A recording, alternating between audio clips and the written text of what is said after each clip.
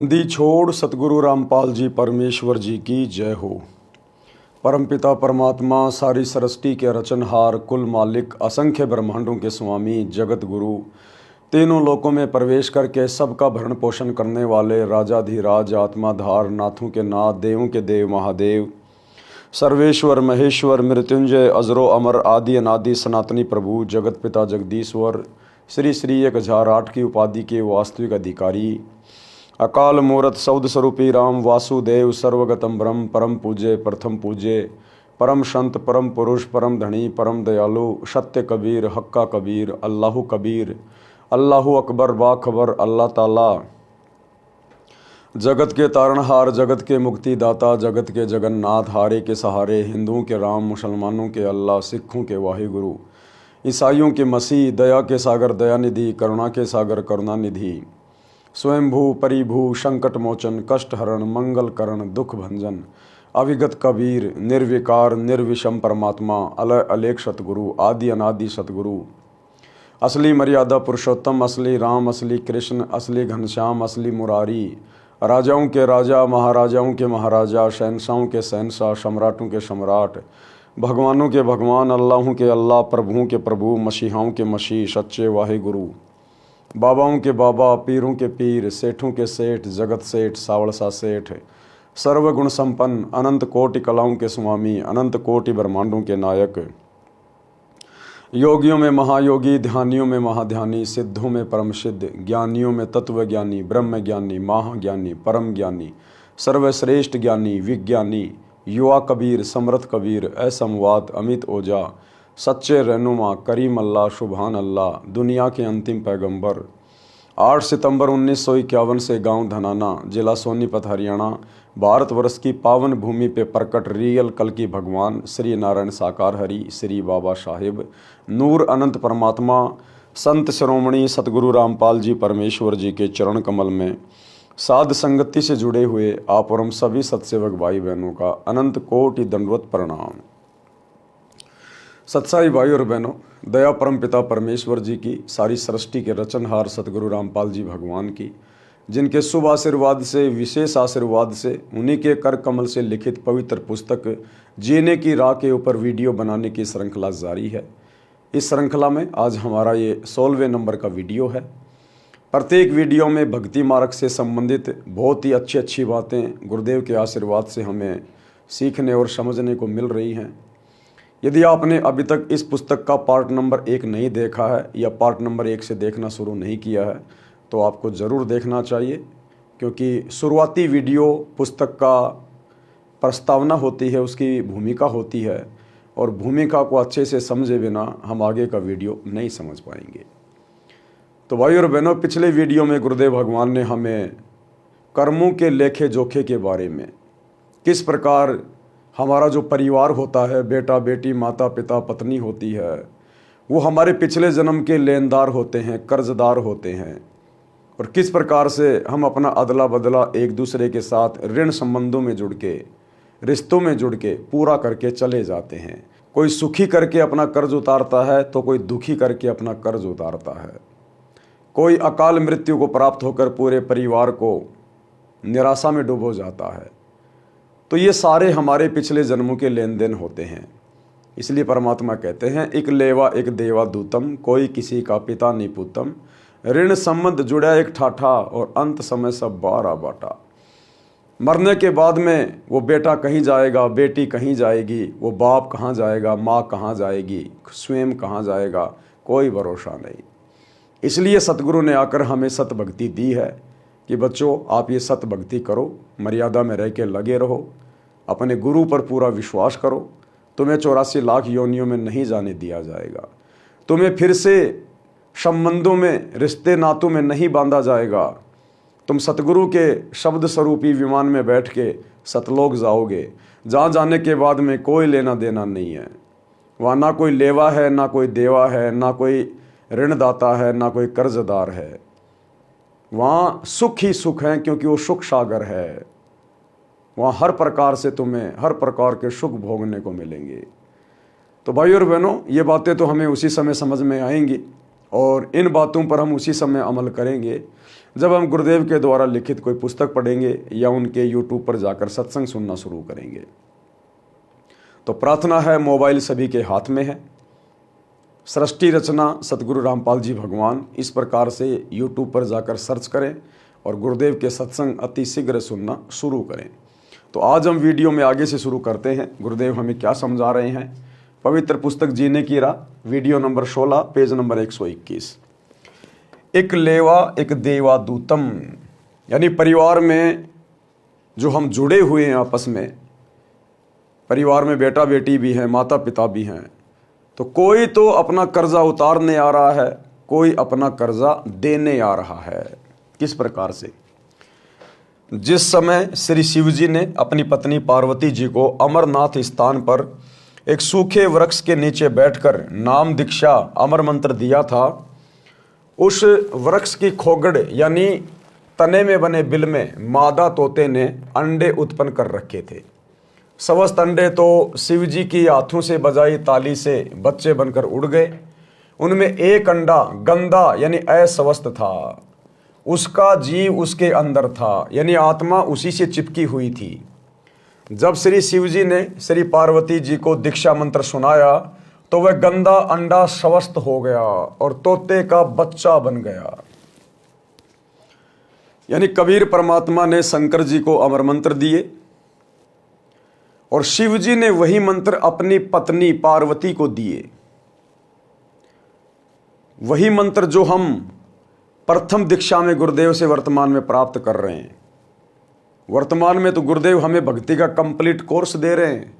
प्रथम दीक्षा में 7 मंत्रों की दीक्षा दे रहे हैं, परंतु शंकर जी को केवल बीच बीच के 5 मंत्र सुनाए थे। और वही 5 मंत्र शरीर में बने कमलों में जो प्रधान देवी देवता हैं उनके हैं। वो मंत्र जब शिव जी ने बोलकर पार्वती जी को सुनाए तो उन मंत्रों को उस गंदे अंडे वाली जीव आत्मा ने भी सुन लिया और उन मंत्रों का इतना जबरदस्त प्रभाव कि वो गंदा अंडा स्वस्थ हो गया और फूट गया। उसके अंदर वो जीव प्रफुल्लित हो गया, उसका विकास हो गया और तोता बन के उड़ चला। इन मंत्रों की इतनी पावर है। अब आप कहेंगे कि वर्तमान में भी तो हम मंत्र करते हैं, बहुत सारे लोग सुन लेते हैं, जानवर भी सुन रहे हैं, पशु पक्षी भी सुन रहे हैं। भाई और बहनों, हम जिस स्थान पर हैं, इस स्थान में और जिस जगह पर शंकर जी ने पार्वती जी को ये मंत्र सुनाए थे, उस स्थान में बहुत अंतर है।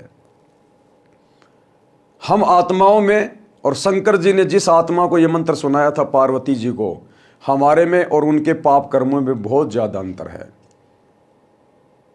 जिस प्रकार डॉक्टर एक ही होता है, दवा एक ही होती है, लेकिन जो हल्का फुल्का रोगी है वो 2-4 दिन में स्वस्थ हो जाता है, जो भयंकर रोगी है उसको 2 महीने भी लग जाते हैं। तो ये डिपेंड करता है जीवात्मा के पाप कर्मों के ऊपर, उसकी मन की शुद्धता और उसकी पवित्रता के ऊपर, कि वो कितना जल्दी विश्वास करके इन मंत्रों को अपने ऊपर धारण करता है, इनका सुमरण करता है। उसी हिसाब से ये मंत्र अपना असर करते हैं।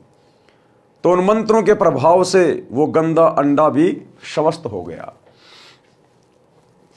जब श्री शिव जी ने श्री पार्वती जी को दीक्षा मंत्र सुनाया तो वह गंदा अंडा स्वस्थ हो गया और तोते का बच्चा बन गया। पंख लग गई, उड़ने योग्य हो गया। पार्वती जी की समाधि लग गई, उसने हाँ हाँ करना बंद कर दिया, तोता हाँ हाँ करने लगा, यानी हुकारे भरने लगा।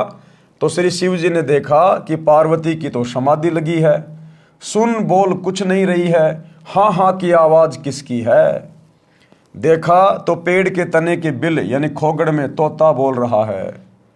श्री शिव जी ने उसे मारना चाहा तो तोता उड़ गया। पीछे पीछे श्री शिव जी सिद्धि से उड़कर मारने चले। ऋषि वेद व्यास जी की पत्नी ने जम्भाई ली यानी मुंह खोला। मुंह खोला तो तोते के शरीर को त्याग कर जीव व्यास की पत्नी के गर्भ में मुख से प्रवेश कर गया, सूक्ष्म रूप बनाकर।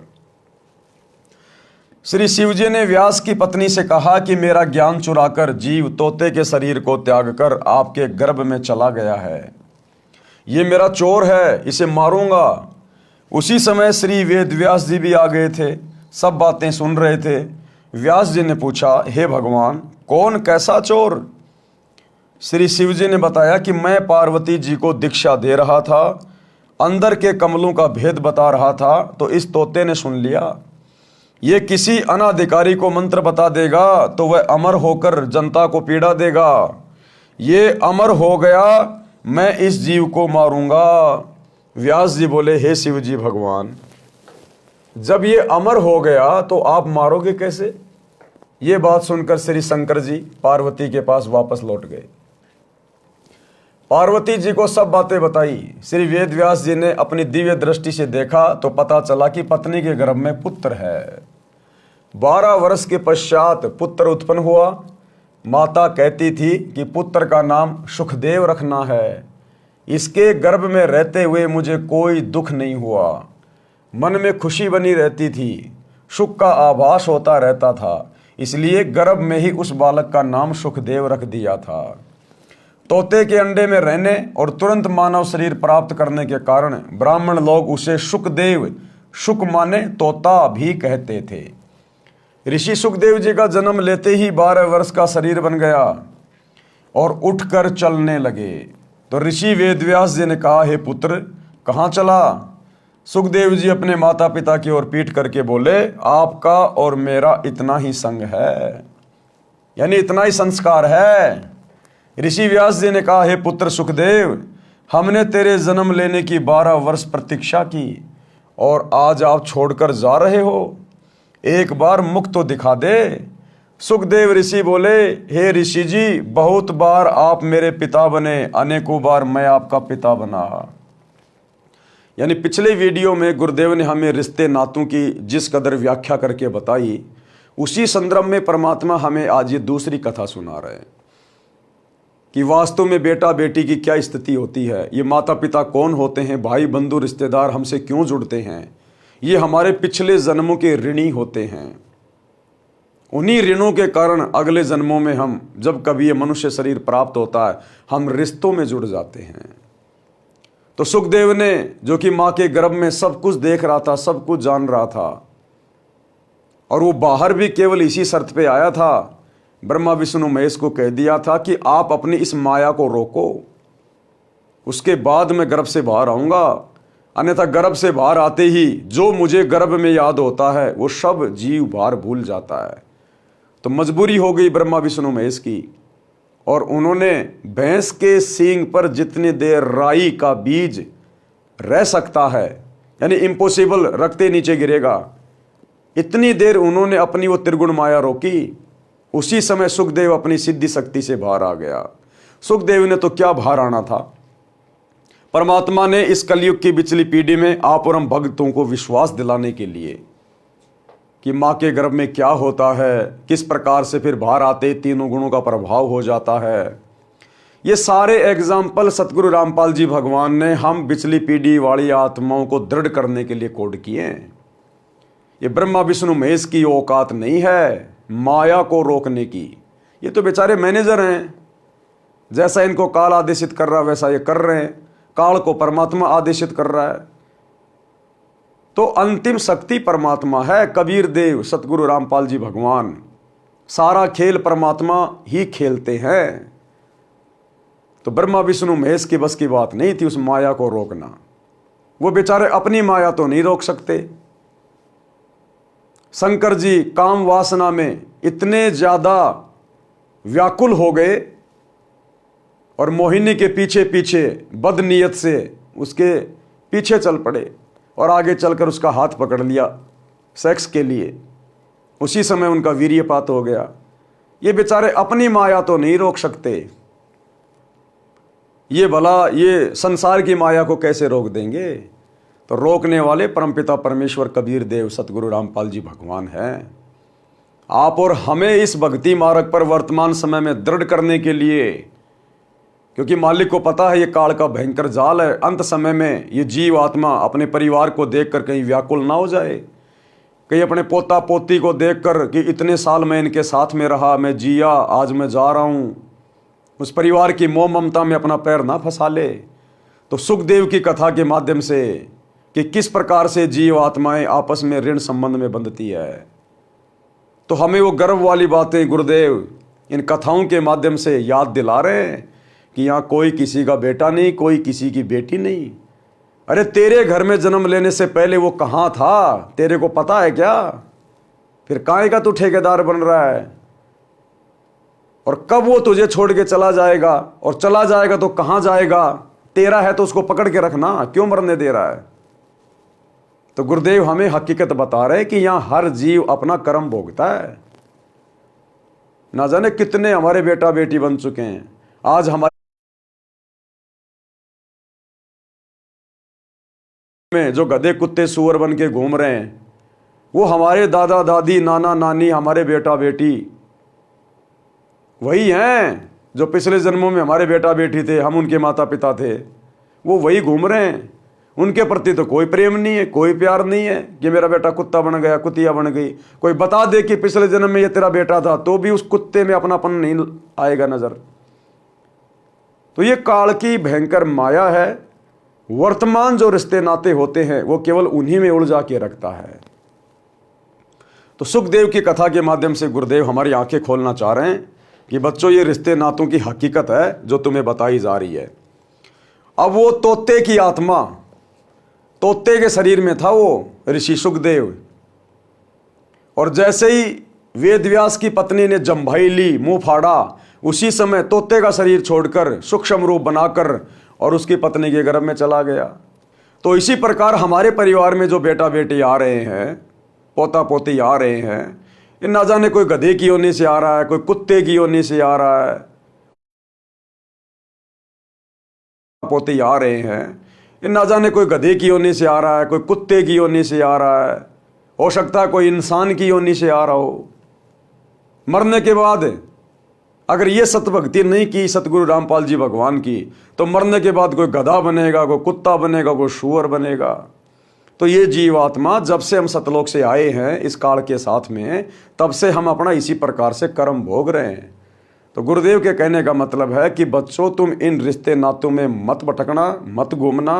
ये मेरी आत्मा है और मैंने देखना है किसको कब पार करना है, किसको किसके गर्भ में भेजना है, किसको किसका बेटा बनाना है, किसको किसकी माँ बनाना है, किसका बाप बनाना है। ये तुम्हारा काम नहीं है। तुम अपनी जिम्मेदारियों तक सीमित रहो, बाकी समय, बाकी ध्यान केवल अपनी भक्ति में लगाओ। सुखदेव ऋषि बोले, हे ऋषि जी, बहुत बार आप मेरे पिता बने, अनेकों बार मैं आपका पिता बना। ये तो बड़ा बखेड़ा यानी झंझट है। मैं भक्ति करके जन्म मरण से मुक्ति करवाऊंगा। मैं आपकी ओर मुख इसलिए नहीं कर रहा हूं कि कहीं मेरा आप में मोह ना हो जाए। और ये मोह कटता है केवल गुरुदेव के तत्व ज्ञान से, गुरुदेव के आशीर्वाद से। गुरुदेव ने हमें जो भक्ति दी है, इस भक्ति की शक्ति से ना देखने से मोह नहीं कटेगा। चलो, सुखदेव ने आंखों से तो नहीं देखा, लेकिन उस मन को कैसे मारेगा जो बार बार ये कहता है कि वो तेरा बाप था, वो तेरा बाप है, वो तेरी माँ थी, वो तेरी माँ है। रह रहकर याद तो आएगी, तो मन को कैसे मारेगा? मन मरेगा सतगुरु के ज्ञान से, सतगुरु के आशीर्वाद से। ये कहकर संत गरीबदास जी ने वाणी द्वारा बताया है कि एक लेवा एक देवा दूतम, कोई किसी का पिता न पूतम। ऋण संबंध जुड़ा एक ठाठा, अंत समय सब बारा बाटा। और मरने के बाद में वो बेटा कहीं गया, बाप कहीं गया, दादा दादी कहाँ गए, किसी को कोई लेना देना नहीं। 2 4 5 दिन रो लिए, 12 13 करके फिर अपने जीवन में मस्त हो गए। भावार्थ, सुखदेव जी ने कहा कि जो परिवार के सदस्य बेटा बेटी आदि आदि नातों में हैं, वे सब पूर्व जन्मों का ऋण लेने या देने के लिए जुड़े हैं। वास्तव में कोई किसी का पिता पुत्र नहीं है। मृत्यु के उपरांत सब अपने अपने संस्कारवश भिन्न भिन्न स्थानों पर जाकर अन्य शरीर धारण कर लेते हैं। इसलिए कोई किसी का पिता पुत्र नहीं है।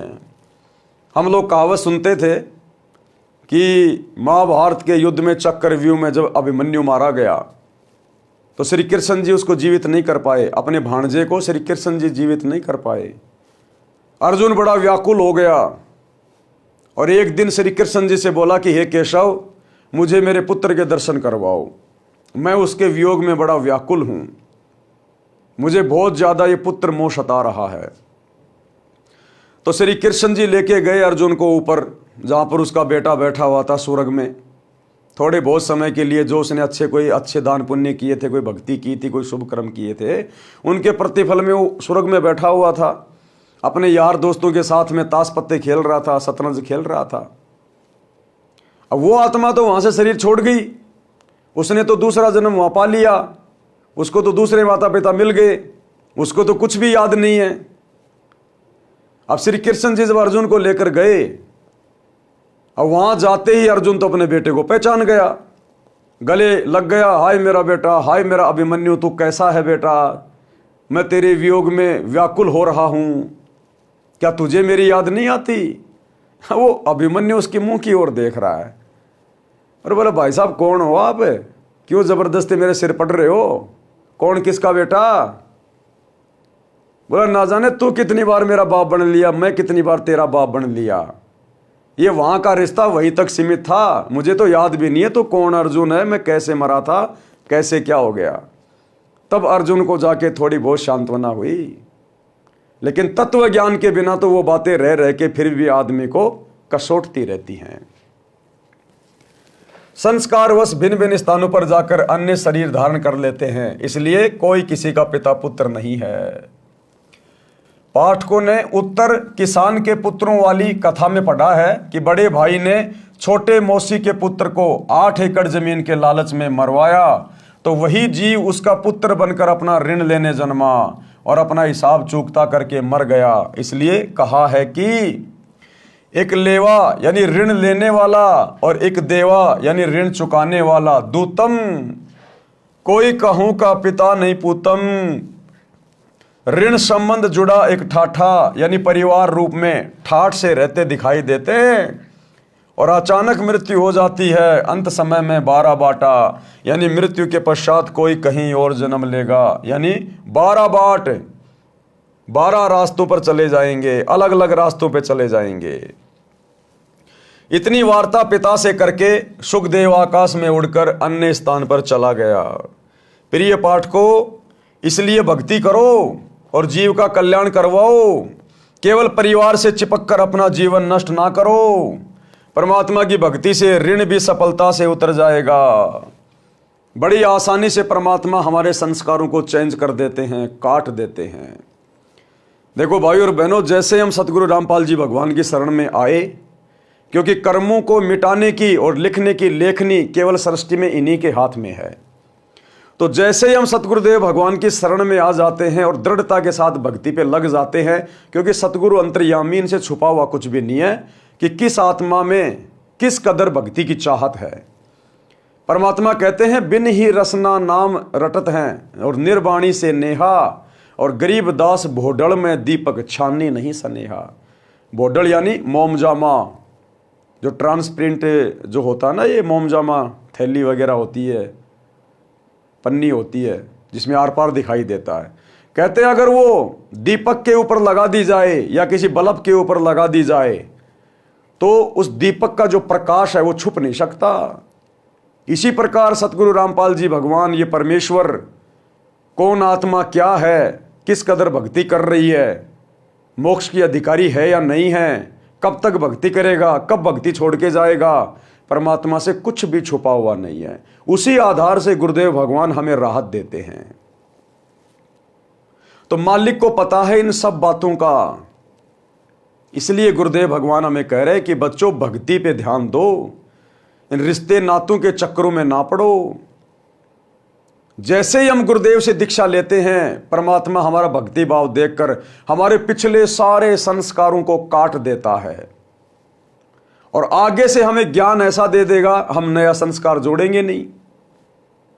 अब हम अपने बच्चों की शादी करेंगे तो रमेणी से करेंगे, अपने भगत भाइयों में करेंगे, 1 रुपए का लेन देन नहीं करेंगे, सोना चांदी परंपरा रिवाज, घोड़े बैंड बाजे डीजे बाराती कुछ नहीं करेंगे।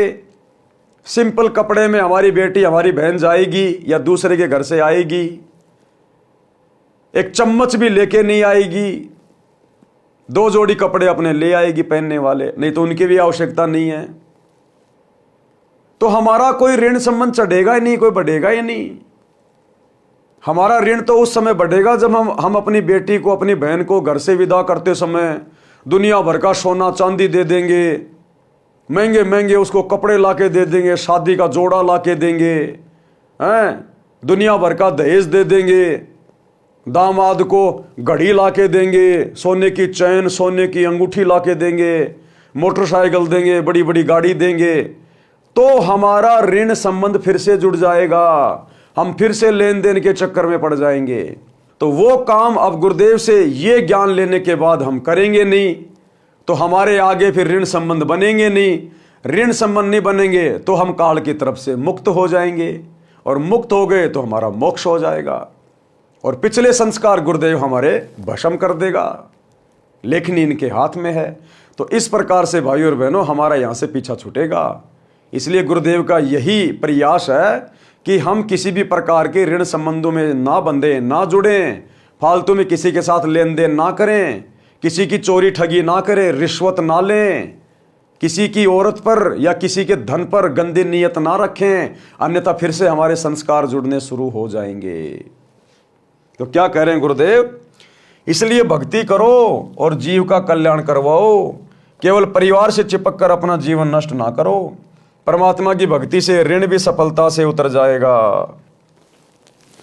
कथनी और करनी में अंतर घातक है, ये बहुत इंपॉर्टेंट बात है। करनी तज कथनी कथय, अज्ञानी दिन रात, कुत्ते जो भोगत फिरे, सुनी सुनाई बात है। गुरुदेव कह रहे हैं अब तुम भगत बन गए, अब तुम्हारे ऊपर परमात्मा का विधान लागू हो गया, अब तुम भक्तों की करनी और कथनी एक होनी चाहिए। अगर अंतर पाया गया तो धर्मराज के हत्थे चढ़ जाओगे। क्या कह रहे हैं परमात्मा? एक कथा के माध्यम से। एक व्यक्ति प्रसिद्ध कथावाचक था तथा प्रतिदिन रामायण का पाठ भी करता था। एक दिन किसी कार्यवश पाठी जी को शहर जाना पड़ा। उसके साथ उसका साथी भी था। गांव से 3 किलोमीटर दूर रेल का स्टेशन था। सुबह 5 बजे गाड़ी पर चढ़ना था, इसलिए स्नान करके स्टेशन पर पहुंच गए।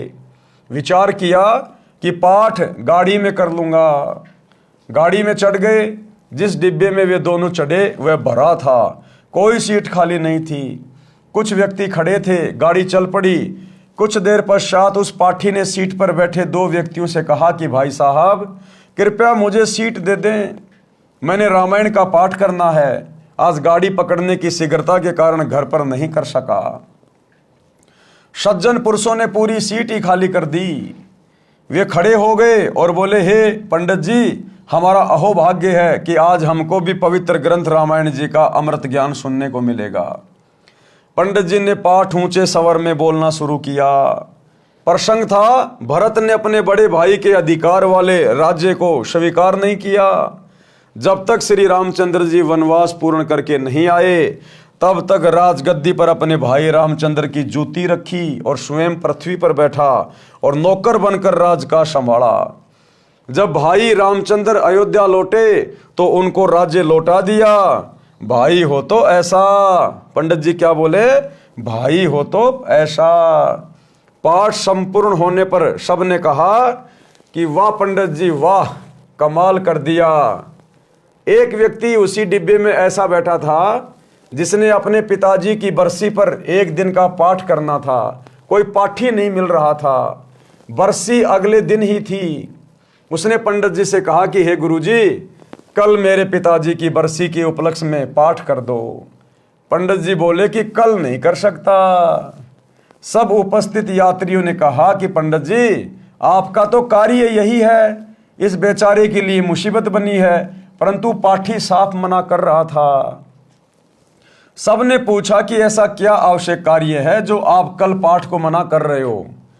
पंडित जी बात को टाले, बस वैसे ही, बस वैसे ही, हकीकत नहीं बता रहा पंडित जी।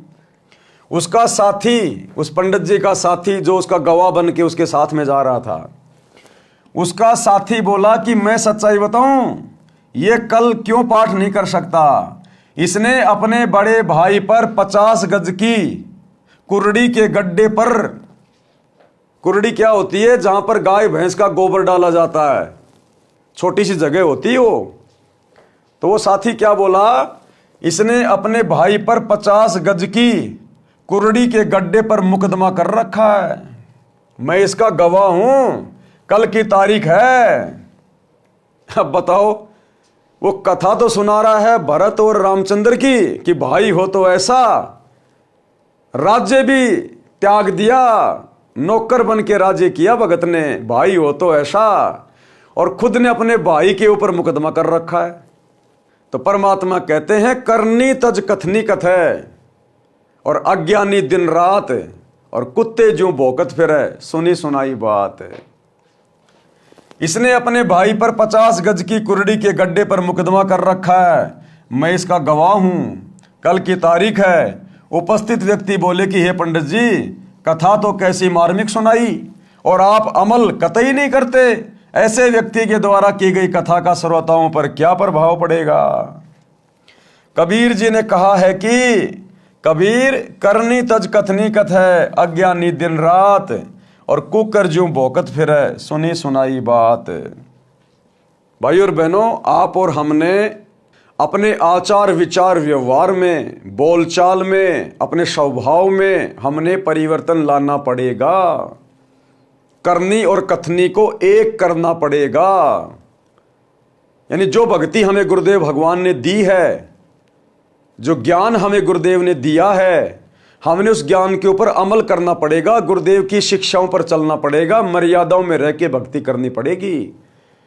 अन्यथा जब हम इस ज्ञान का आगे प्रचार करेंगे, यदि हम फिर पुस्तकें बांटेंगे, अन्य किसी को ज्ञान सुनाएंगे, तो हमारे द्वारा बांटी गई पुस्तकें और हमारे द्वारा सुनाया गया ज्ञान सामने वाले व्यक्ति पर असर नहीं करेगा, उल्टा हम परमात्मा के दोषी बनेंगे।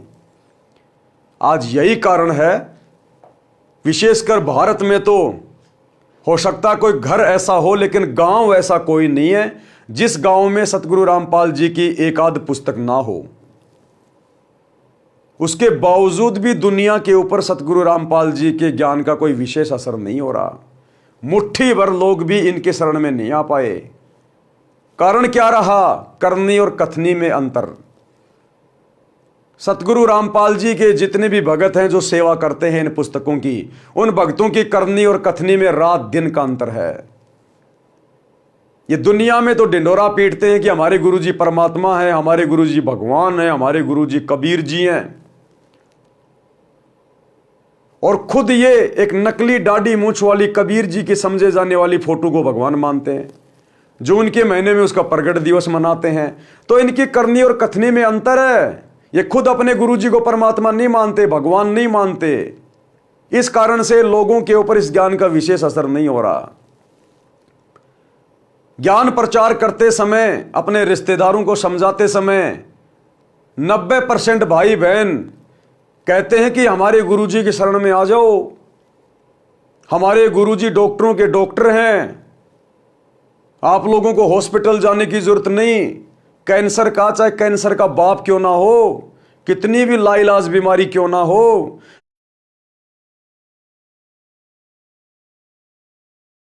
परमात्मा नहीं मानते, भगवान नहीं मानते। इस कारण से लोगों के ऊपर इस ज्ञान का विशेष असर नहीं हो रहा। ज्ञान प्रचार करते समय, अपने रिश्तेदारों को समझाते समय 90% भाई बहन कहते हैं कि हमारे गुरुजी की शरण में आ जाओ, हमारे गुरुजी डॉक्टरों के डॉक्टर हैं, आप लोगों को हॉस्पिटल जाने की जरूरत नहीं।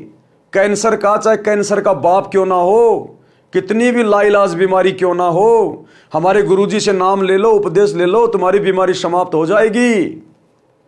तो दुनिया में तो ये लोग दावा करते हैं कि हमारे गुरुजी के शरण में आने से बीमारी ठीक हो जाएगी, और खुद ये इन सतलोक आश्रमों में हॉस्पिटल बना रहे हैं। इसलिए इनकी करनी और कथनी में अंतर है। इसलिए इस ज्ञान का इतना असर दुनिया पे नहीं हो रहा।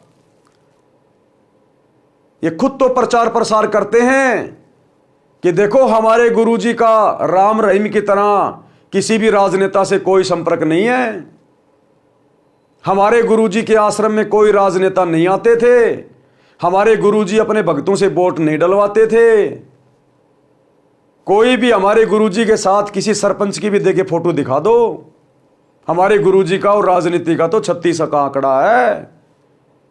और खुद गुरुजी के जेल जाने के बाद ये राजनीतिक पार्टियों की गोद में जा बैठे। 2019 में कांग्रेस का सपोर्ट कर दिया, 2024 में बीजेपी का सपोर्ट कर दिया, नरेंद्र मोदी की रैलियों में धक्के खा रहे हैं। तो इनकी करनी और कथनी में अंतर है। ये दुनिया को तो नियम समझाते हैं नाम दीक्षा देते समय कि गुरुजी का आदेश है। भक्तों ने मोबाइल में वीडियो गेम भी नहीं खेलना, कोई ताश खेल रहा है उसके पास बैठना भी नहीं है। ये खेल हमारा समय और समाज से बर्बाद करते हैं। और खुद इन्होंने धनाना गांव के लड़कों के लिए 1 करोड़ रुपए में बैडमिंटन का स्टेडियम बना दिया। तो इनकी करनी और कथनी में अंतर है, इसलिए दुनिया पे असर नहीं हो रहा। ये दुनिया को तो समझ आते हैं जीव हमारी जाति है, मानव धर्म हमारा, हिंदू मुस्लिम सिख ईसाई धर्म कोई नहीं न्यारा, कि हम सब एक ही परमात्मा के बच्चे हैं। ये धर्म तो इस काल ने बना दिए, हमने धर्म के चक्कर में नहीं पड़ना चाहिए। हिंदू भी अपने भाई, मुसलमान भी अपने भाई। और बांग्लादेश के मुसलमानों के खिलाफ मध्य प्रदेश में विश्व हिंदू परिषद और बजरंग दल के साथ में मिलकर रैलियां निकाल रहे हैं।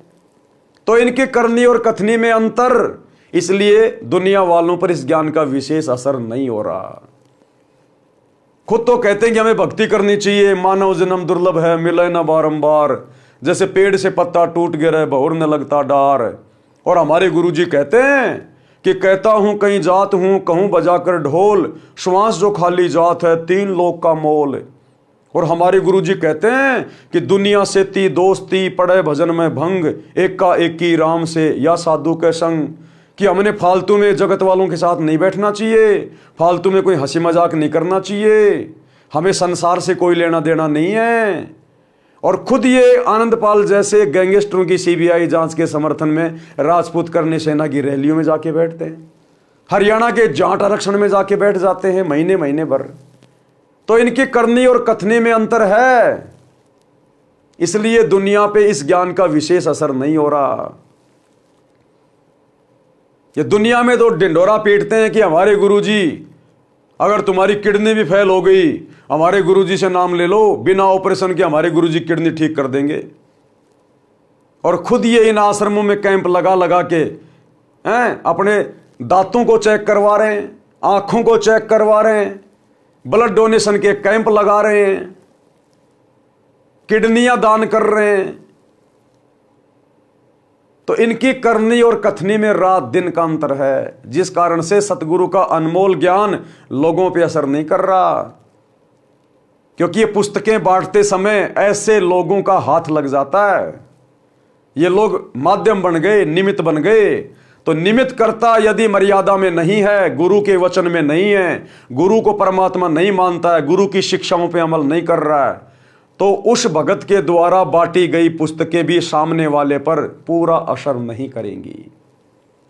इसलिए भाई और बहनों, परमात्मा कह रहे हैं कि भक्ति मार्ग में आने के बाद बच्चों तुम्हारी करनी और कथनी एक हो जानी चाहिए, तब कहीं जाकर तुम्हारा भी आत्म कल्याण होगा और तुम्हारे शब्दों का किसी दूसरे के ऊपर असर पड़ेगा। गरीबदास जी ने भी कहा है, गरीब बीजक की बाता कहें बीजक नाई हाथ। शब्दार्थ, जो व्यक्ति कहते हैं ज्ञान की बातें, औरों को शिक्षा देते हैं कि किसी का बुरा मत करो, परंतु स्वयं गलती करते हैं, वे आध्यात्मिक गुरु उस कुत्ते के समान हैं जो व्यर्थ में भोगता रहता है। उसी प्रकार ये धर्मगुरु एक दूसरे से कथा सुनकर शिष्यों को सुनाते रहते हैं, स्वयं अमल नहीं करते। वाणी नंबर 2, वे अज्ञानी धर्मगुरु तत्व ज्ञान कहकर कोरे अज्ञान का प्रचार करते हैं, क्योंकि उनको तत्व ज्ञान का पता नहीं है। वे झूठे व्यक्ति पृथ्वी पर मानव के अनमोल जीवन का नाश करने के लिए जन्मे होते हैं। सत्संग से मिली भक्ति की राह। अब मनुष्य शरीर को, स्त्री या पुरुष के शरीर को सफल करने के लिए यदि हमें कोई रास्ता मिल सकता है, राह मिल सकता है, तो केवल सतगुरु के सत्संग से मिलेगा, सतगुरु के द्वारा लिखी गई पवित्र पुस्तकों से मिलेगा, सतगुरु के फॉलोवर जो सतगुरु की शिक्षाओं पे चलते हैं उनके संपर्क में आने से मिलेगा। तो किस प्रकार से सत्संग में आने से भक्ति की राह मिलती है। संत नित्यानंद जी का बचपन का नाम नंदलाल था। वे ब्राह्मण कुल में जन्मे थे। संत गरीबदास जी गांव छुड़ानी जिला झज्जर के कुछ समय समकालीन थे।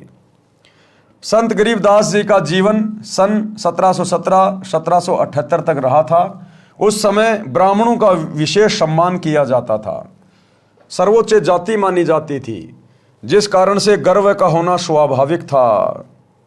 नंदलाल जी के माता पिता का देहांत हो गया था। उस समय वे 7-8 वर्ष के थे।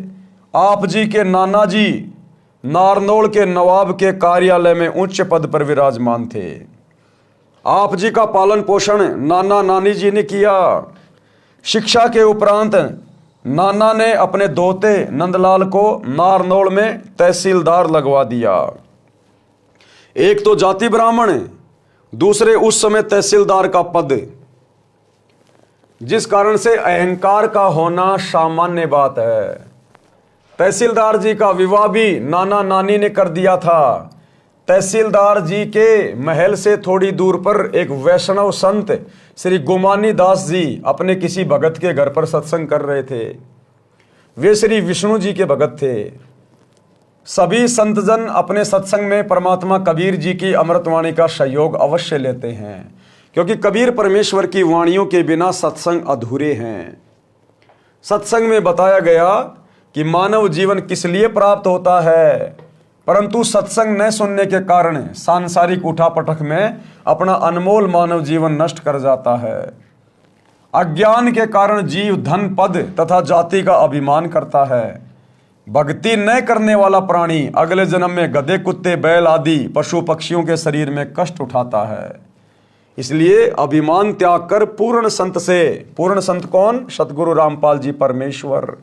एक समय में पृथ्वी पर एक ही पूर्ण संत होता है। इसलिए अभिमान त्याग कर पूर्ण संत से दीक्षा लेकर अपना कल्याण करवाना चाहिए, अन्यथा पर्वत से भारी कष्ट भोगना पड़ेगा। सत्संग की आवाज सुनकर तहसीलदार मकान की छत पर कुर्सी लेकर बैठ गया। पूरा सत्संग सुना। दीक्षा लेने की प्रबल प्रेरणा बन गई, परंतु जाति और पद का अहंकार परेशान कर रहा था कि मैं जाति से ब्राह्मण, पोस्ट मेरी तहसीलदार की, और यदि मैं नाम दीक्षा लेने जाऊंगा तो दुनिया क्या कहेगी। इस कारण से वो विचार करने लगा, ब्राह्मणों की कितनी इज्जत है, फिर मैं तहसीलदार हूं, सत्संग में सामान्य लोग जाते हैं, मुझे शर्म लगेगी, कैसे जाऊंगा आश्रम में। स्वामी गोमानी दास जी का आश्रम नारनौल शहर से लगभग 1.5 किलोमीटर दूर पर था। अंत में एक दिन निर्णय लिया कि सुबह वक्त से आश्रम में पहुंच जाऊंगा, यानी सुबह जल्दी चला जाऊंगा। अन्य व्यक्ति जाएंगे, तब तक तो दीक्षा लेकर लौट आऊंगा। सत्संग करके संत जी आश्रम में चले गए। सुबह उठकर कुछ देर सैर करते थे। एक दिन नंदलाल जी घोड़े पर बैठकर सुबह आश्रम की ओर जा रहे थे। गोमानी दास जी सैर के लिए उसी रास्ते पर जा रहे थे। उधर से जो संत थे गोमानी दास जी सुबह सुबह अपने आश्रम से थोड़ा घूमने के लिए उसी रास्ते में टहल रहे थे, जा रहे थे। संत जी ने सिर के बाल कटा रखे थे, उस तरह फिरा रखा था, सिर पर कोई वस्त्र नहीं था। नंदलाल जी ब्राह्मण होने के नाते शोण कशोण पर विश्वास करते थे। किसी अच्छे कार्य के लिए जाते और आगे से कचकोल काटे, यानी सिर पर उस तरह फिराए कोई आ जाता तो अपना जाना रद्द कर देते थे। शोण कशोण माना करते थे कि ये शुभ है, ये अशुभ है। आश्रम में दीक्षा लेने जा रहे थे। जिंदगी का सर्वोत्तम दिन था। आगे से सिर पर उस तरह फिराए एक व्यक्ति मिल गया। अब नंदलाल जी को पता नहीं कि ये वो संत है गोमानी दास जी जिससे मैं दीक्षा लेने जा रहा हूं। तो नंदलाल जी ने सोचा कि ये नालायक आदमी सुबह सुबह कहां टकरा गया। मैं तो नाम दीक्षा लेने जा रहा था शुभ कार्य के लिए, और ये नालायक कहां आ गया सामने। नंदलाल जी का माथा ठनका और गुस्सा आया। विचार किया कि आज दीक्षा का अवसर नहीं छोड़ना है, परंतु अपने शोण कशोण को भी निष्क्रिय करना था। इसलिए अपने आप समाधान निकाल लिया कि इस मनहूस के सिर में टोला यानी हाथ की एक उंगली का उल्टा भाग यूं मारना, टोला मार देता हूं। हम बचपन में बहुत मारा करते थे। बचपन में जब माता पिता हमारे पूरे बाल उतरवा दिया करते थे, उस तरह फिरवा दिया करते थे, तो हम एक दूसरे के यूं मारा करते थे, उंगली की यूं। उसको कहते थे टोला मारना। उसमें आवाज आती थी अच्छी सी और उसको दर्द भी अच्छा होता था, तो हम फिर उसके यूं मारा करते थे टोला। तो नंदलाल जी ने सोचा मैं इसके सिर में एक जो है टोला मार देता हूं तो मेरा काम शुभ हो जाएगा, कसौण समाप्त हो जाएगा। इसी उद्देश्य से घोड़ा उस व्यक्ति संत गुमानी दास जी के पास जाकर रोका और कहा कि हे कमबख्त, तूने आज ही सिर मुंडवा कर मेरे सामने आना था। आज मैं अपनी जिंदगी के सबसे उत्तम कार्य के लिए आश्रम में जा रहा था। ये कहकर गुमानी दास जी के सिर पर टोले मारे और घोड़ा आश्रम की ओर चला दिया। अब देखो भाई और बहनों, परमात्मा हमें शिक्षा दे रहे हैं कि संत भक्तों का व्यवहार कैसा होना चाहिए।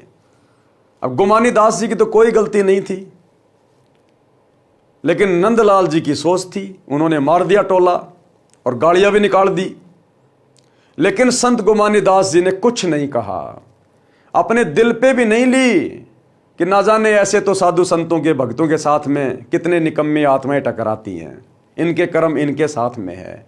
संत कभी किसी से झगड़ा नहीं करते, राग द्वेष नहीं करते, मनमुटाव नहीं करते, वाद विवाद नहीं करते, तभी संत परमात्मा को प्रिय होते हैं। संतों के साथ ऐसी घटनाएं आम होती हैं, वे अधिक ध्यान नहीं देते।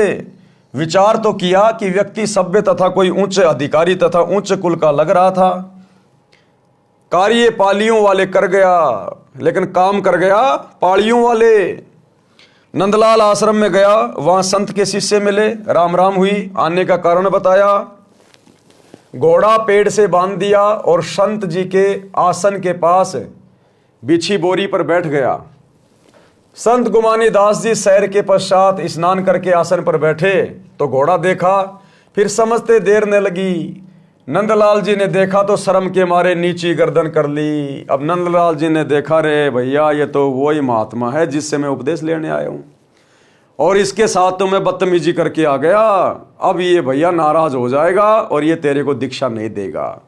नंदलाल अपने हिसाब से सोच रहा था। नंदलाल जी ने देखा तो शर्म के मारे नीची गर्दन कर ली। गुमानी दास को आश्रम के भक्तों ने बता दिया था कि ये तहसीलदार जी दीक्षा लेने आए हैं। नंदलाल जी संत के चरणों में गिर गए और टोला मारने का कारण बताया। संत गुमानी दास जी ने कहा कि हे भगत, जब हम एक आने का घड़ा कुम्हार के पास लेने जाते हैं तो उसको टोले मार मार बजा बजा के देखते हैं कि कहीं फूटा तो नहीं है। आप जी तो जिंदगी का सौदा करने आए हो, आपने गुरुजी बजा कर देख लिया तो कोई पाप नहीं किया। यानी उसकी हिम्मत बढ़ाई कि भगत कहीं निराश ना हो जाए। और संत जी ने कहा कि भैया हम एक 10-20 रुपए का एक मटका लेने के लिए कुम्हार के घर जाते हैं और हम उसको भी 3-4 बार यूं मार मार के टोला बजा बजा के देखते हैं कहीं ये फूटा हुआ तो नहीं है। और आप तो नाम दीक्षा लेने आए थे, आपने अपने गुरुजी को बजा के देख लिया।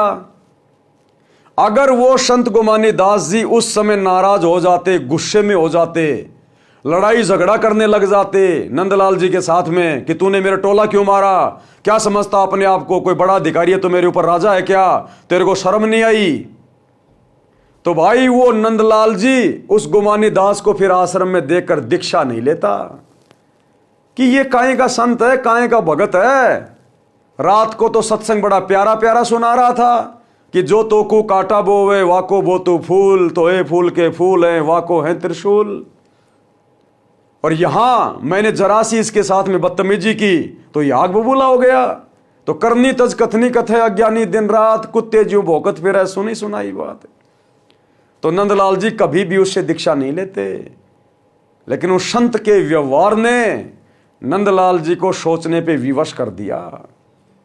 तो इसी प्रकार भाइयों और बहनों, सतगुरु से उपदेश लेने के बाद हम भक्तों के शील, संतोष, विवेक, दया, अक्षमा, धैर्य, कभी भी सतगुरु परीक्षा ले सकता है। कैसी भी घटनाएं घटित करके, कैसा भी माहौल बना के सतगुरु हमारी कभी भी परीक्षा ले सकता है। जैसे सेव, समन और नेकी की परीक्षा ली सतगुरु ने परिस्थितियां पैदा करके।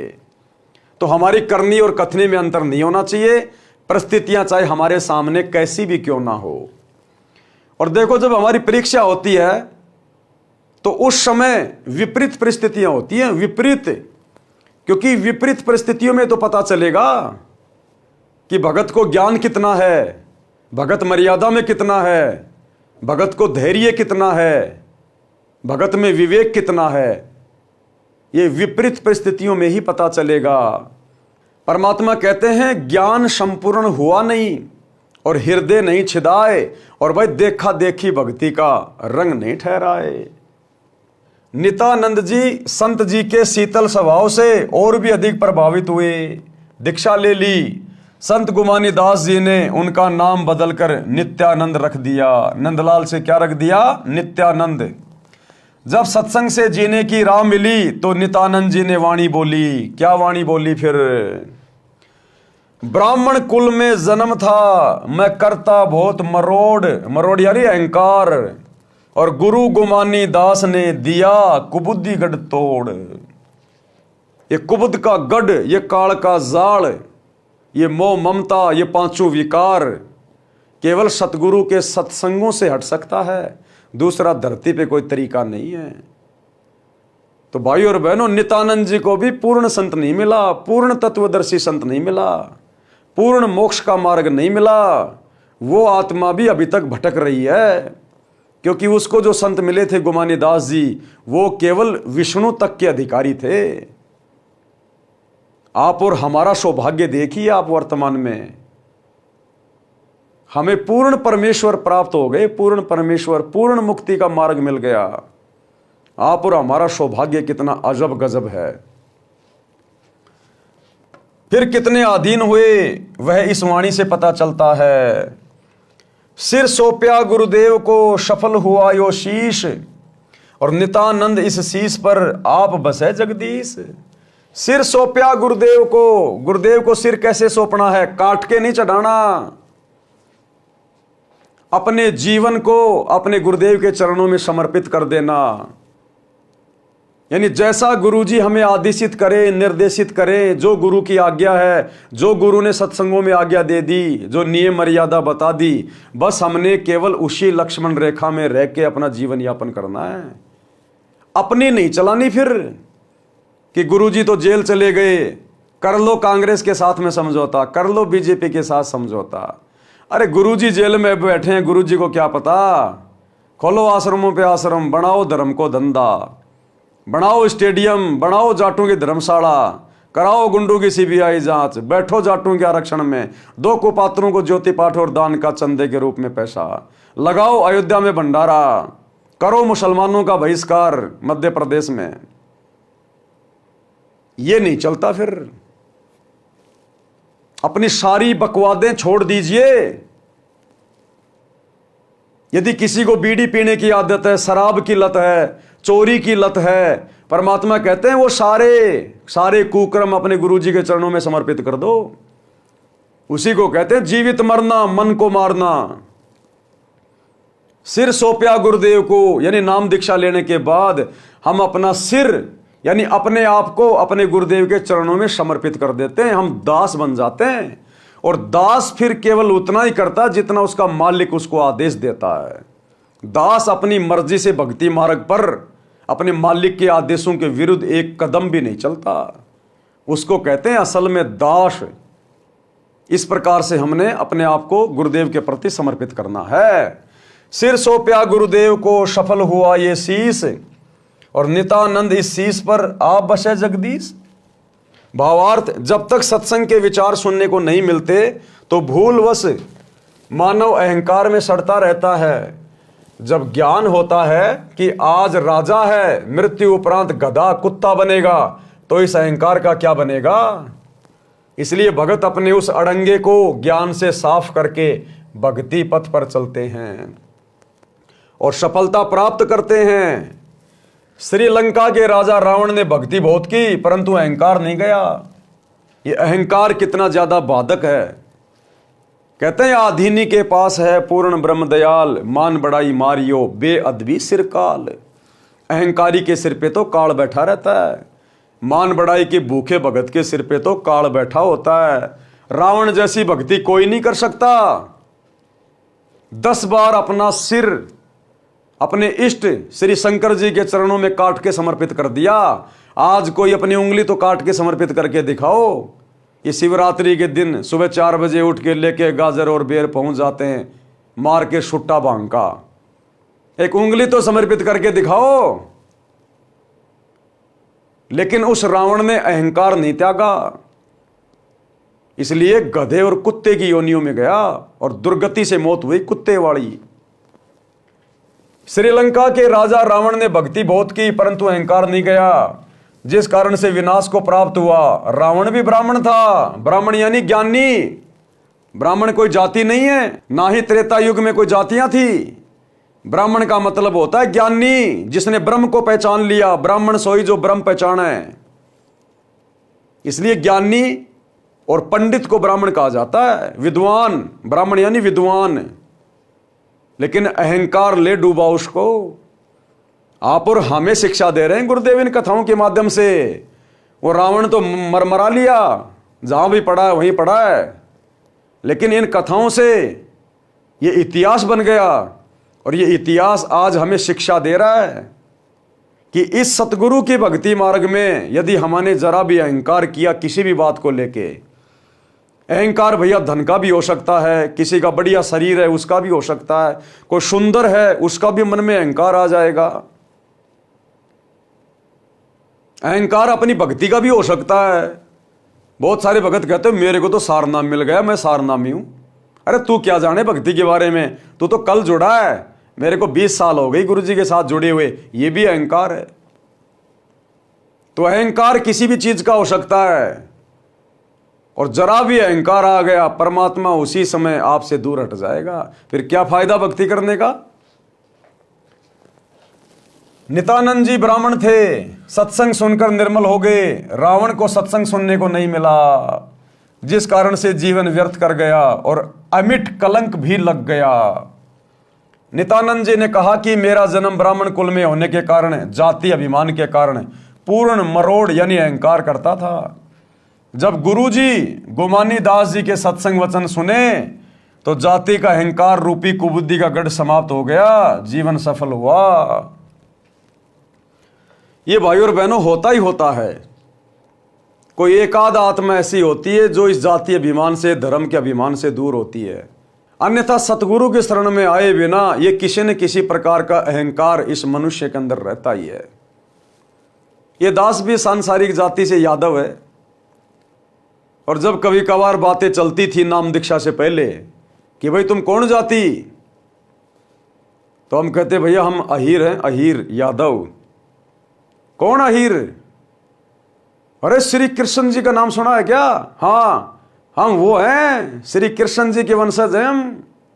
भगवान थे श्री कृष्ण जी, हम भगवान के वंशज हैं, यादव। तो ये अहंकार थोड़ा बहुत था। जब ऐसी कोई बात आती थी तो हम अपने आप को समझते थे कि हम तो यादव हैं, श्री कृष्ण जी के वंशज हैं, भगवान के वंशज। तो ये अभिमान किसी न किसी चीज का, चाहे धन का, चाहे पत्नी का, चाहे सुंदरता का, चाहे बाल बच्चों का, चाहे नौकरी का, चाहे शरीर का, ये अहंकार इस जीव में सतगुरु की शरण में आए बिना सड़ता रहता है। वाणी नंबर 2 का सरलार्थ। सत्संग सुनकर नित्यानंद जी बहुत आधीन होने लगे। अहंकार त्याग दिया। कहा कि मैंने अपने गुरु जी को अपना सिर दान कर दिया, यानी जैसे गुरुजी रखेंगे वैसे ही रहूंगा। क्या कहा? जैसे गुरुजी रखेंगे वैसे ही रहूंगा। कुत्ता हूं गुरुदेव का, पवन दास का नाम, गले प्रेम की जेवड़ी, जहां खेचो ता जाऊं। तो करो तो बावड़ूं, दूर दूर करो तो जाऊं, जो राखूं त्यों ही रहूं, जो देवो सो खाऊं। और खाने जाद खरीद हूं गुलाम तुम्हारा।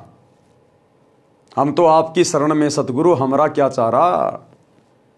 तो दीक्षा के बाद फिर हमने अपने गुरुदेव के प्रति पूर्णतया समर्पित हो जाना चाहिए कि जैसा गुरुजी आदेशित करेंगे, निर्देशित करेंगे, बस उतना ही कार्य करूंगा, इससे ज्यादा नहीं।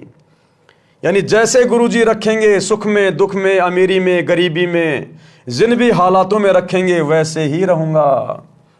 मेरा सिर सफल हो गया, अन्यथा किसी रोग के कारण जीवन चला जाता। अब मेरे सिर पर परमात्मा का निवास है। किसका? सतगुरु का, परमात्मा का। मेरी रक्षा परमात्मा करता है, मुझे कोई चिंता नहीं। सिर पर साईं सत्य है, तो को क्या भय रे। लेकिन ये साई, ये सतगुरु उसी के शीश पर बैठता है। शीश पर बैठने का मतलब ये नहीं कि गुरुजी आके बैठ जाएंगे तुम्हारे सिर पे, नहीं। यानी गुरुजी का आशीर्वाद सदा उस भगत के शीश पे रहता है। गुरुजी की पल पल नजर उस मर्यादित भगत पे रहती है। जो बच्चा गऊ की नजर में यूं साईं को संत, और भक्तों के पीछे फिरे वो भगत वत्सल भगवंत। नित्यानंद जी का शब्द, भाई और बात तेरे काम न आवे, संतों शरण लाग रे। के सोवे गफलत में बंदे, जाग जाग नर जाग रे। जाग जाग नर जाग रे। और बात तेरे काम न आवे, संतों शरण लाग रे। कि ये मनुष्य शरीर केवल परमात्मा प्राप्ति के लिए मिला है, ये बकवाद करने के लिए नहीं मिला। इसलिए कहते हैं केवल भक्ति कर, सतगुरु की शरण में आ जा, अपने आत्म कल्याण की सोच, और ये संसार की कोई भी बात तेरा उद्धार नहीं करेगी, तेरे काम की नहीं है। ये विषय विकार करना ये तेरे काम की नहीं है। गंदी राजनीति में पैर फंसाना तेरे काम की नहीं है। और बात तेरा काम ना आवे, यानी इस सत भक्ति के अलावा और जितने भी ये जो कर्म हैं ये तेरे किसी काम के नहीं है। केवल नेक नीति ईमानदारी से अपना काम धंधा कर, परिवार का पालन पोषण कर, और ज्यादा से ज्यादा समय अपने सतगुरु की भक्ति को दे।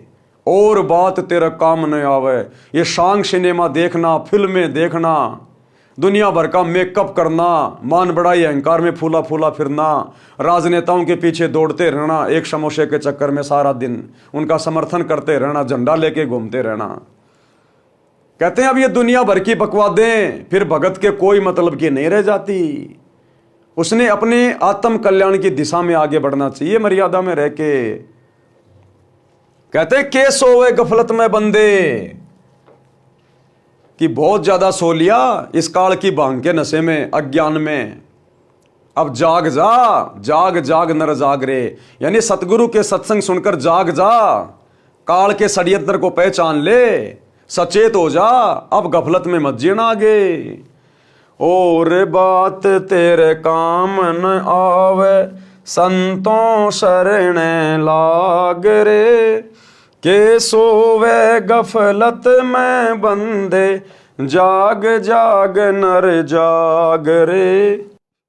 जाग जाग नर जाग रे। तन सराय में जीव मुसाफिर, करता रहे दिमाग रे। रात बसेरा कर ले डेरा, चले सवेरा त्याग रे। चले सवेरा त्याग रे। और बात तेरे काम न आवे, संतों शरण लाग रे। के सोवे गफलत में बंदे, जाग जाग नर जाग रे। जाग जाग नर जाग रे। क्या समझा रहे हैं गुरुदेव?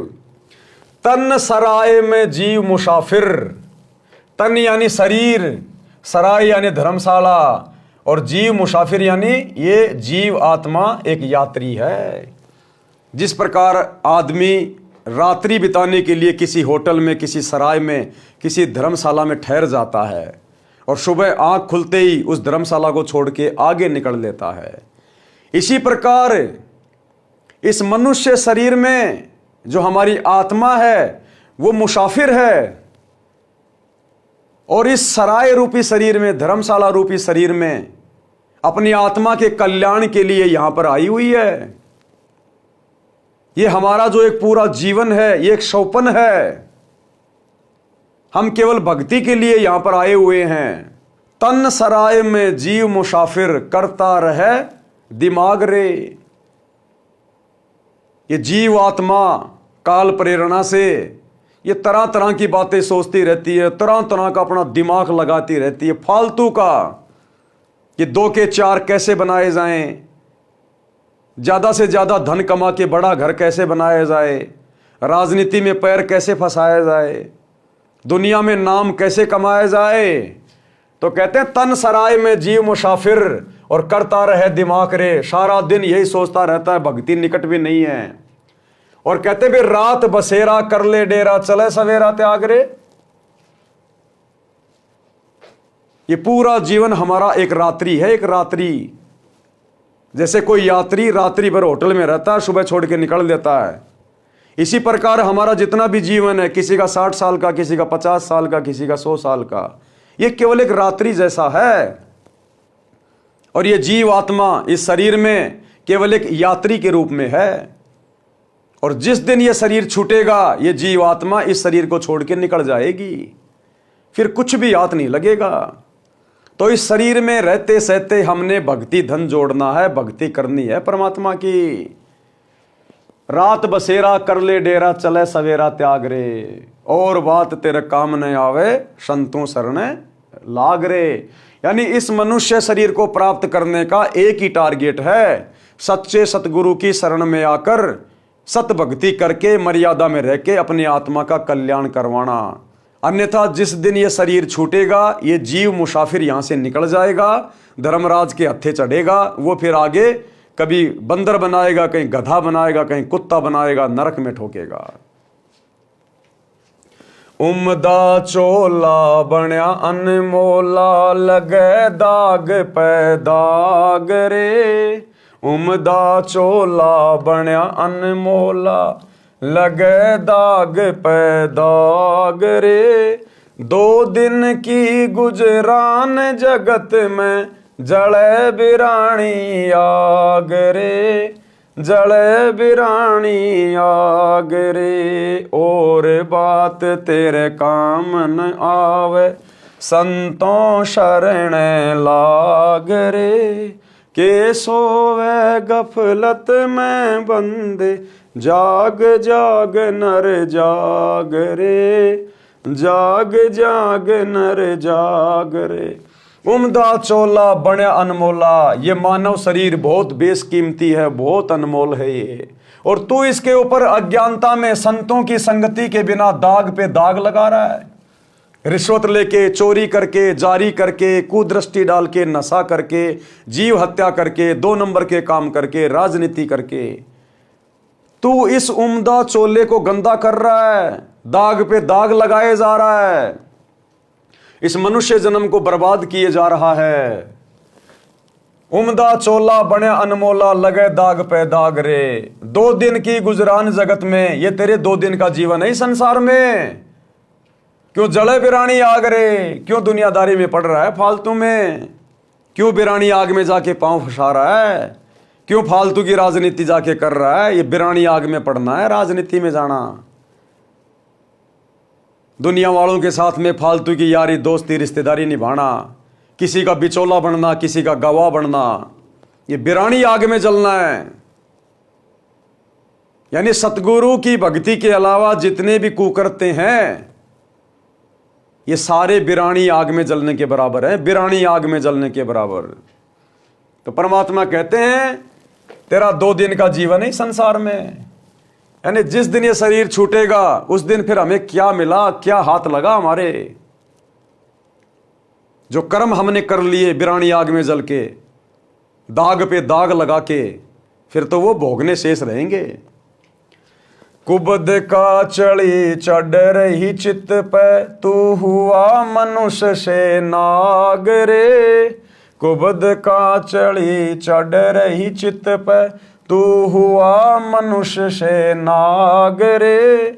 सूझे नहीं सजन सुख सागर, बिना प्रेम बैराग रे, बिना प्रेम बैराग रे। और बात तेरे काम न आवे, संतों शरण लाग रे।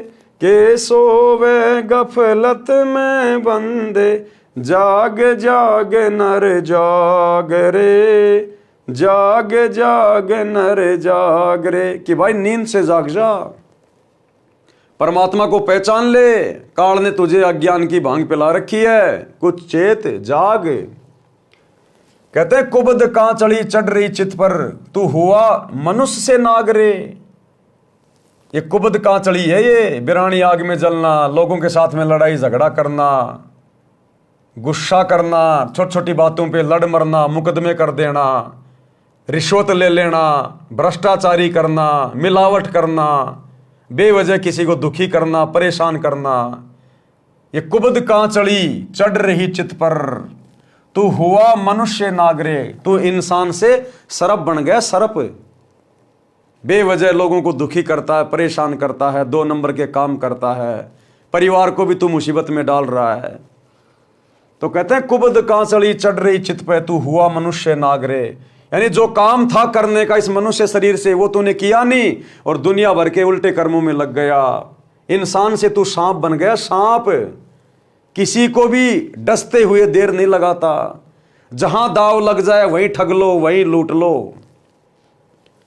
सूझे नहीं सजन सुख सागर, उस परमपिता परमेश्वर का सुख सागर तुझे दिखाई नहीं दे रहा, तुझे सूझ नहीं रहा। बिना सतगुरु की शरण के अंधा होके बैठा है, बिना प्रेम बैराग रे। सतगुरु से उपदेश लेकर सतगुरु में जब तुम अपना वो प्रेम बढ़ाओगे, जब तुम्हारा वैराग्य बनेगा अपने सतगुरु के प्रति, उसके बिना तुम इसी प्रकार से धक्के खाते रहोगे, यहां भटकते रहोगे, ये मनुष्य जीवन बर्बाद करते रहोगे।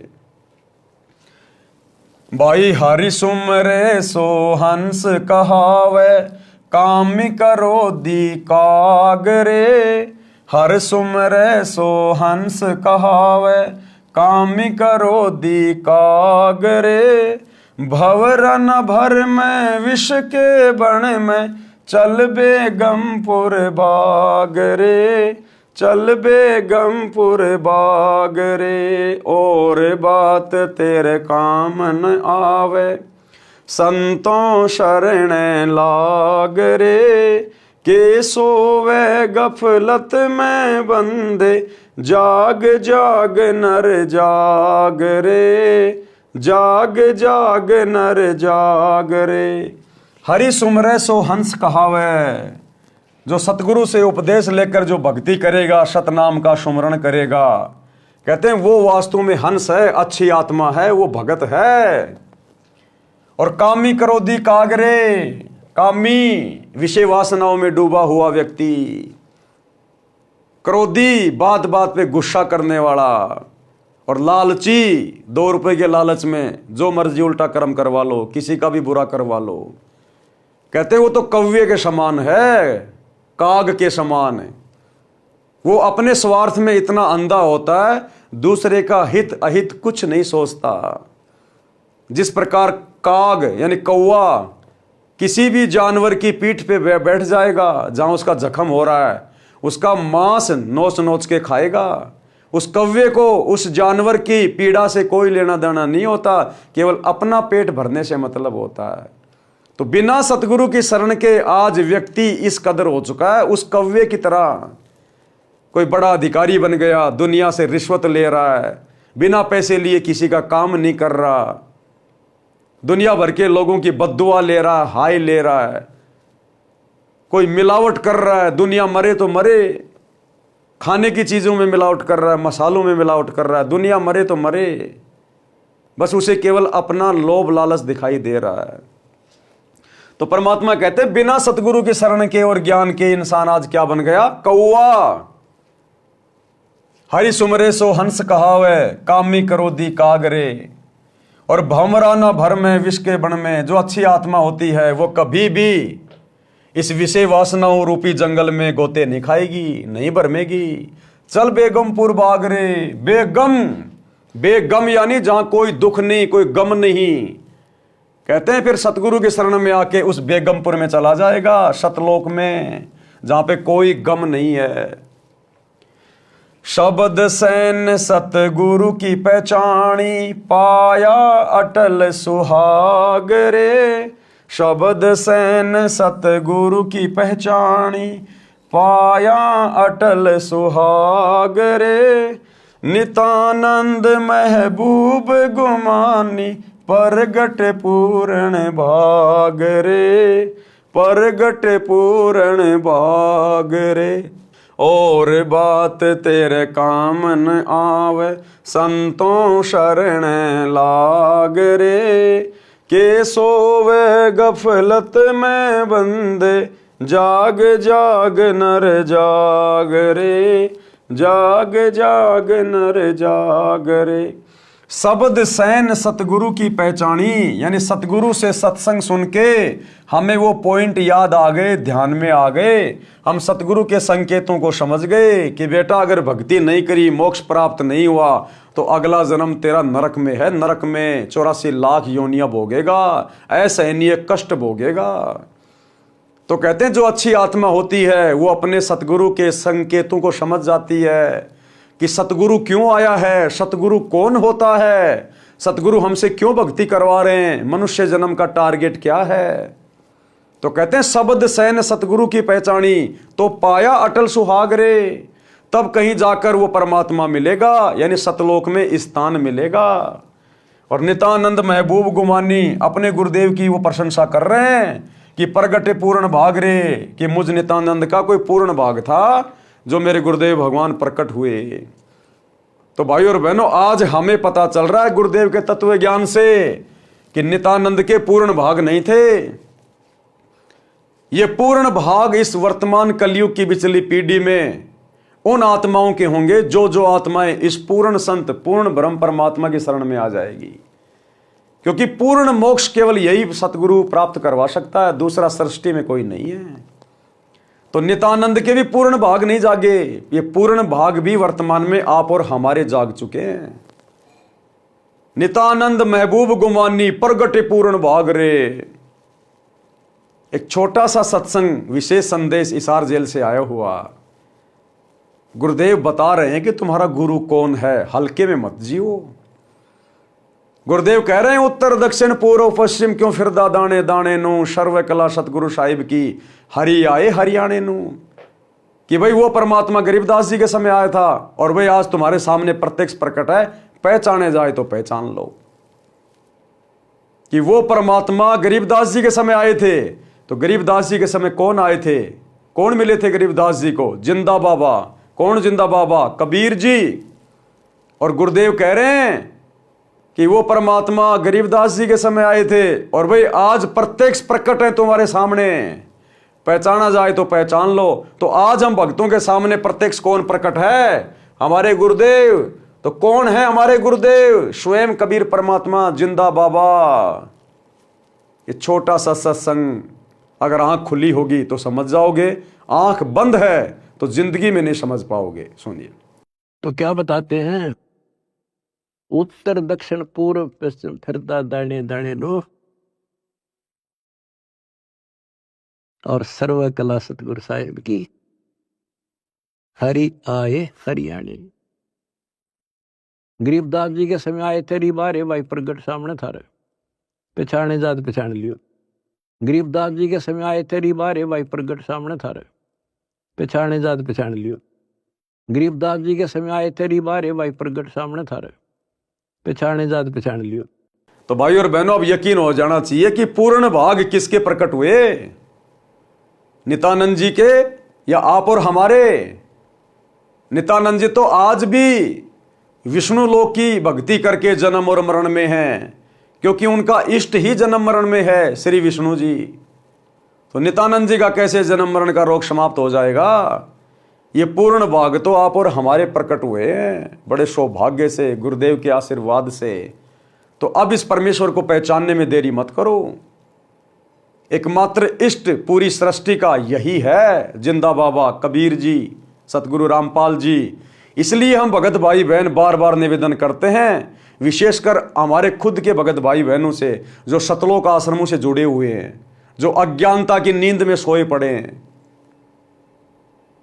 जून के महीने में कागज के टुकड़े को, उस नकली दाढ़ी मूछ वाली कबीर जी की समझे जाने वाली फोटो को कबीर मान के पूज रहे हैं, कबीर प्रकट दिवस मना रहे हैं, अपने गुरु को हल्के में ले रहे हैं, उन आत्माओं से प्रार्थना है अपने भाग जगा लो, नहीं तो अंत में वही बनेगी जो भक्तिहीन प्राणियों की बनती है।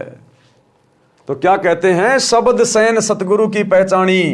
तो गुरुदेव ने संकेत कर दिया कि भाई वो गरीबदास जी के समय आए थे और आज तुम्हारे सामने प्रत्यक्ष प्रकट है, पहचान सको तो पहचान लेना। तो ये संकेत करेगा, संकेत।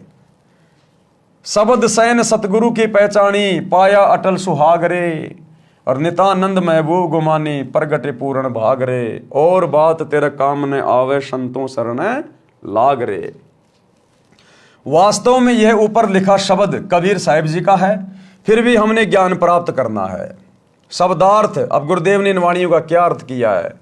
हे मानव, स्त्री पुरुष परमात्मा की चर्चा व भक्ति के अतिरिक्त अन्य कोई बात यानी चर्चा तेरे काम की नहीं है। आपको तत्व ज्ञान नहीं है, इसलिए मोह ममता व अज्ञानता की नींद में सो रहा है, यानी परमात्मा को भूला है। जाग जाग यानी संभल जा और संतों से सत्संग सुनकर आत्म कल्याण करवा। ये मानव शरीर में जीव ऐसे है जैसे यात्री किसी होटल में कमरा किराए पर लेकर रात्रि व्यतीत करता है और सुबह त्याग कर अपने कार्य पर चल जाता है। इसी प्रकार इस शरीर रूपी होटल में जीव यात्री के समान है। जब मृत्यु का समय आएगा तब सवेरा हो जाएगा। जैसे आदमी रात्रि को शौपन लेता है, शौपन में कहीं घूम रहा, दिल्ली मुंबई में मेट्रो में राजा बन गया, सेठ बन गया, और जब वो सपना टूटा तो सुबह उसी चारपाई पे पड़ा है, मच्छर खा रहे हैं, टूटी फूटी रजाई है। तो इसी प्रकार ये एक जो हमारा जीवन है पूरा, मनुष्य स्त्री या पुरुष का, जितने भी साल हम जीते हैं संस्कारवश, ये केवल एक रात्रि जैसा है, एक रात्रि जैसा एक शौपन है। जिस दिन शरीर टूटा ये सपना टूट गया, वही धर्मराज के दरबार में खड़े होंगे मुंह लटका के। यानी शरीर रूपी सराय यानी होटल को त्यागने का समय हो गया है। आप शरीर त्याग कर भक्ति न करके खाली हाथ जाओगे। मानव शरीर रूपी वस्त्र अनमोल है, उम्दा चोला बण्या अनमोला, लगे दाग पे दाग रे। ये मानव शरीर रूपी वस्त्र अनमोल है। तत्व ज्ञान के अभाव से भक्ति न करके पाप पर पाप करके इस पर दाग लगा रहा है। इस संसार में जीवन अधिक नहीं है। अपने परिवार के पोषण में तथा धन संग्रह करने में जो परेशानी उठा रहा है, पाप करके धन जोड़ रहा है, मृत्यु के पश्चात परिवार तथा संपत्ति धन बेगानी हो जाएगी। इसे जोड़ने में किए पाप तुझे नरक में जलाएंगे। पाप करके दूसरे की यानी बिरानी आग में न जलकर मर। सत्संग सुने बिना पाप पुण्य तथा शिष्टाचार का ज्ञान नहीं होता। मानव शरारती बुद्धि का होता है। मानवता को भूलकर अपनी शक्ति के द्वारा निर्बल को सताकर सर्प वाला कार्य कर रहा है, जो तेरे नाश का कारण बनता है। हे सज्जन पुरुष, ये ज्ञान है जो बिना प्रेम व सच्ची लगन से सत्संग सुने बिना नहीं होता। जो व्यक्ति भक्ति करता है, हरि सुमरे सो हंस कहावे और कामी क्रोधी कागरे। जो व्यक्ति भक्ति करता है तो उसे भगत कहते हैं, यानी हंस पक्षी जैसा अहिंसावादी कहा जाता है। अर्थात भगत किसी को कष्ट नहीं देता। हंस पक्षी भी सरोवर की मछली व कीड़े नहीं खाता, केवल मोती खाता है। काग पक्षी स्वार्थवश जीवित पशु पक्षी का मांस नोच नोच कर खाता है, कष्ट देता है। इसी प्रकार सत्संग न सुनने वाला व्यक्ति अध्यात्म ज्ञान के अभाव से स्वार्थवश अन्य से धन लूटता है, चोरी करता है या अन्य कष्ट देता है, जो पाप है। हे जीव रूपी भंवरा, विषय विकारों काम क्रोध मोह लोभ रूपी विष के वन में न भटक।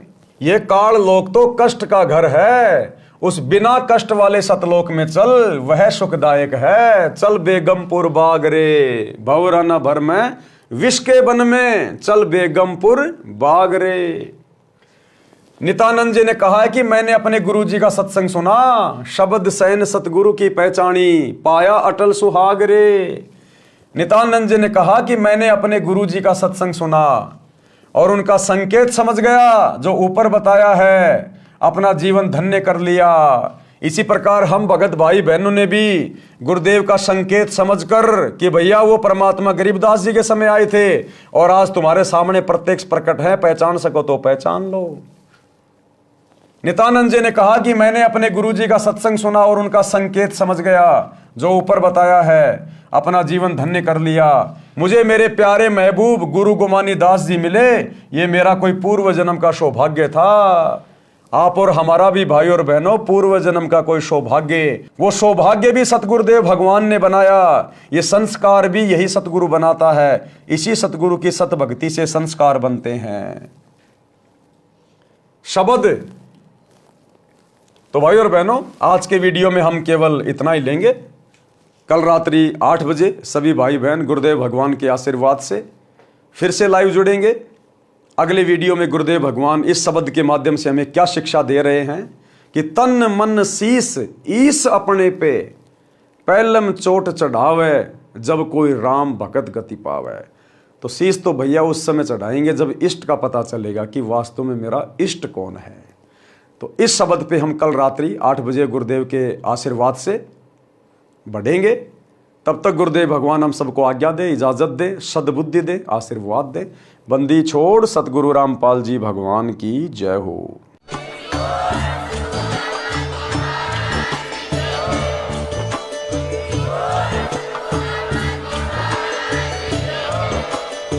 भाई जो गुरु बचन पे डट गे, कट गे फंद 84 के, कट गे फंद 84 के, कट गे फंद 84 के।